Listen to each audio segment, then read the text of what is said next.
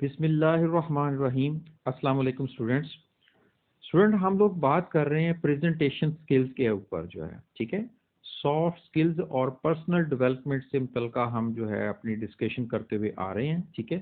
तो अभी हम जिस टॉपिक के ऊपर जो इसमें बात कर रहे हैं अपने लेक्चर के जो फर्स्ट पार्ट में और सेकंड पार्ट में हमने इंट्रोडक्शन ऑफ इफेक्टिव प्रेजेंटेशन को डिस्कस किया, फिर उसके बाद हमने प्लानिंग को डिस्कस किया, फिर हमने इसके स्ट्रक्चर को डिस्कस किया, फिर टाइप्स को डिस्कस किया, फिर हमने एलिमेंट्स को डिस्कस किया, फिर हमने उसकी प्रिपरेशन को डिस्कस किया। और अभी जिस टॉपिक को हमने लास्ट अपनी सेशन में स्टार्ट किया था वो था मोड्स ऑफ प्रेजेंटेशन, ठीक है।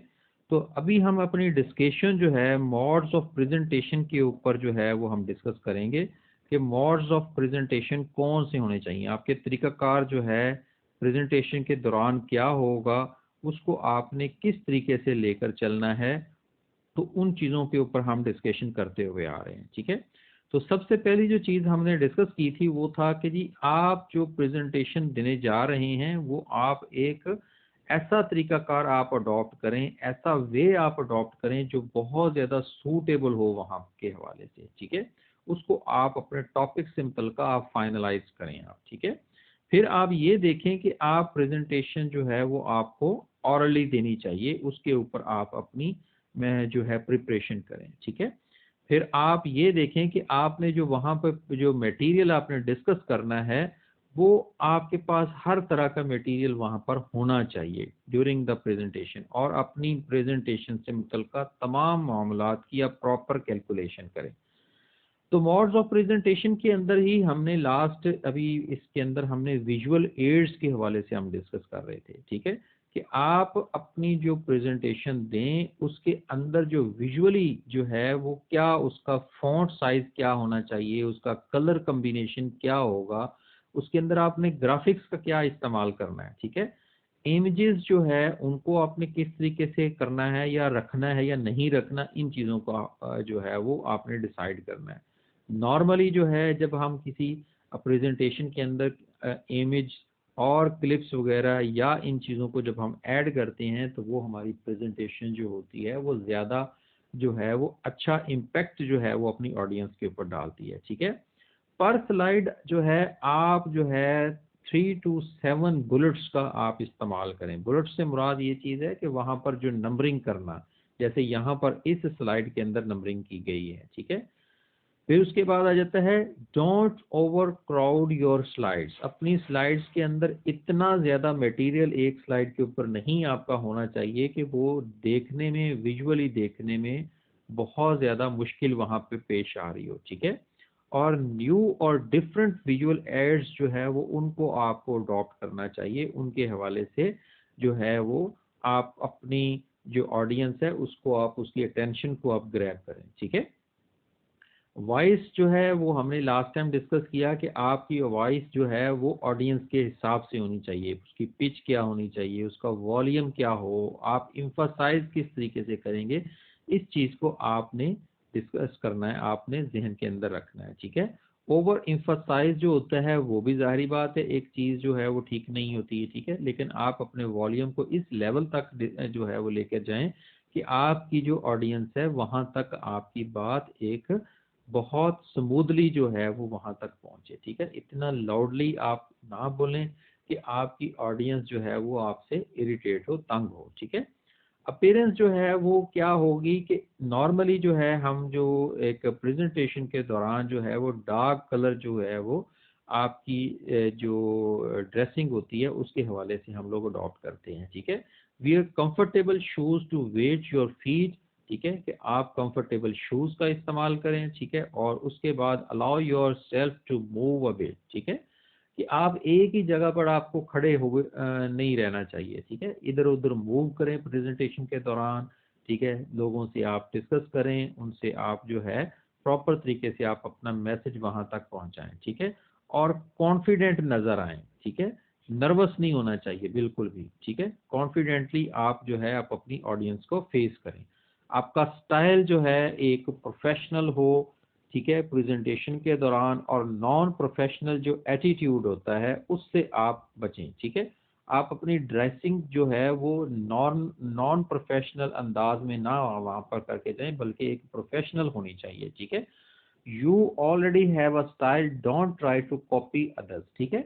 कि हमें हर एक इंसान को अल्लाह ताला ने हर एक गॉड गिफ्टेड जो है वो हमें नवाजा होता है, ठीक है, कि चीज़ों से हमें नवाजा होता है। हर इंसान के अंदर कुछ ना कुछ जो है वो चीज़ें यूनिक होती हैं, उसका अपना एक स्टाइल होता है।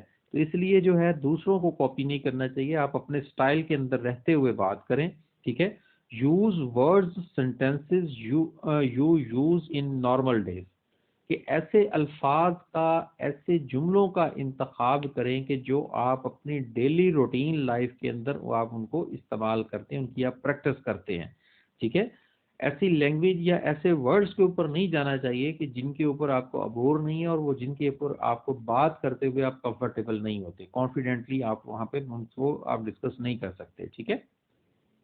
क्वेश्चनिंग आंसरिंग का जो सेशन है वो बहुत ज़रूरी होता है, और ये इस चीज़ के ऊपर आपने ख़ास तौर पर ध्यान देना है, ठीक है।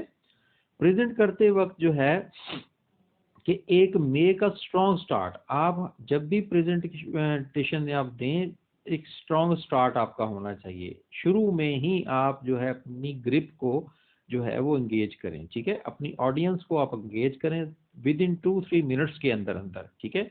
Show your passion through your movement, आप मूवमेंट और बॉडी जेस्चर्स के जरिए से आप अपनी जो है वो अपने जज्बात का आप ख्याल करें, वहां पर शो करवाएं, ठीक है। और मेक एन आई कांटेक्ट, अपनी ऑडियंस के साथ आपका आई कांटेक्ट जरूर होना चाहिए। ये नहीं कि आप देख कहीं और रहे हैं और बात कहीं और कर रहे हैं, ठीक है। Don't forget to smile as well, आपका चेहरा जो है वो इतना ग्रिम फेस के साथ नहीं होना चाहिए, ठीक है ना, गुस्से वाला, गुस्सीला, ठीक है। एक स्माइलिंग फेस के साथ आप बात करें, ठीक है। Unless topic is very grim, ठीक है, कि जरूरी अगर आपका टॉपिक ही इतना संगीन किस्म के टॉपिक के ऊपर आप बात कर रहे हो तो वहां पर हो सकता है कि आपको कोई वहां पर स्माइलिंग फेस ना आपका हो। लेकिन अगर आपका एक नॉर्मल टॉपिक है तो आप एक प्रॉपर तरीके से स्माइलिंग फेस के साथ आप बात करें वहां पर, ठीक है।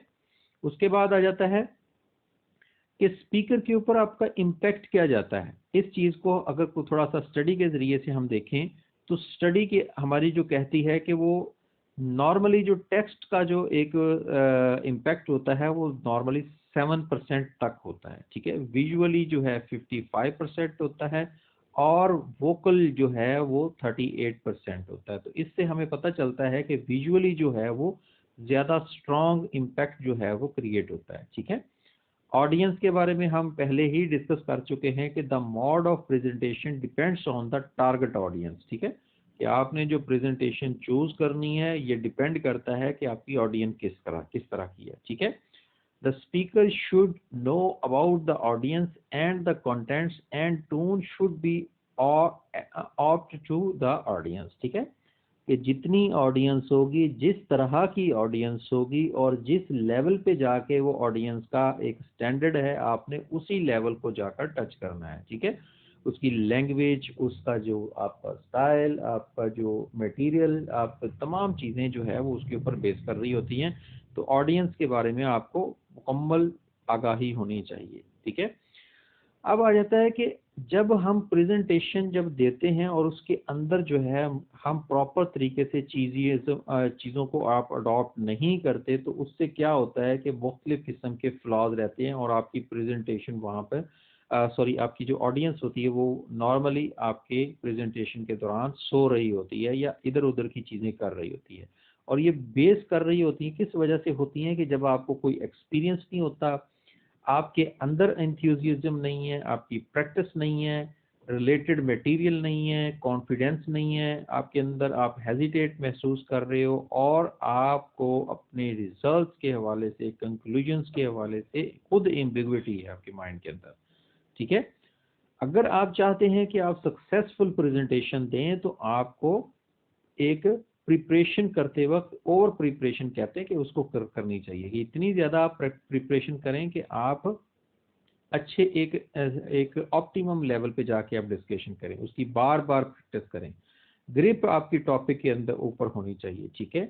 और सब्जेक्ट जो है जो जिसके ऊपर आप बात करें उसको आप प्रॉपरली अंडरस्टैंड करते हो। आप पॉजिटिव अंदाज से बात करें और स्ट्रेस को हमेशा अवॉइड करें आप, ठीक है।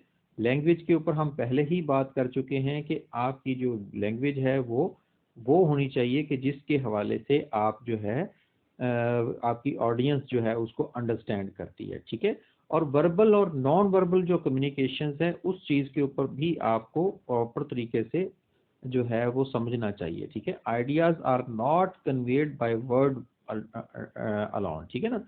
कि सिर्फ ये नहीं होता कि आप बोलना शुरू कर दें वहां पर जाकर। नॉन वर्बल जो कम्युनिकेशन है उसके अंदर बॉडी जेस्चर्स, पोस्चर्स, वॉइस मॉड्यूलेशंस या इस तरह की जितनी भी चीजें हैं वो बहुत ज्यादा जरूरी होती हैं, ठीक है। आपका आई कांटेक्ट जो है वो बहुत जरूरी होता है। ये तमाम चीजें जो है ये नॉन वर्बल जो हमारी कम्युनिकेशन है ये प्रेजेंटेशन का एक पार्ट होती है और इसका एक बहुत ज़्यादा अच्छा इम्पैक्ट जो है वो ऑडियंस पे पड़ता है, ठीक है। जब तक आप साथ में नॉन वर्बल कम्युनिकेशन का सहारा नहीं लेते आपकी जो वर्बल कम्युनिकेशन है वो उतनी इफेक्टिवली काम नहीं करती है, ठीक है। और फीडबैक जो है जिसके बारे में मैं खुद आपसे बार बार कहता हूं कि फीडबैक जो है आप लोग भी दिया करें और जब आप प्रेजेंटेशन देने के लिए जाएं तो अपनी ऑडियंस से भी आप प्रॉपर तरीके से फीडबैक आप लें, ठीक है।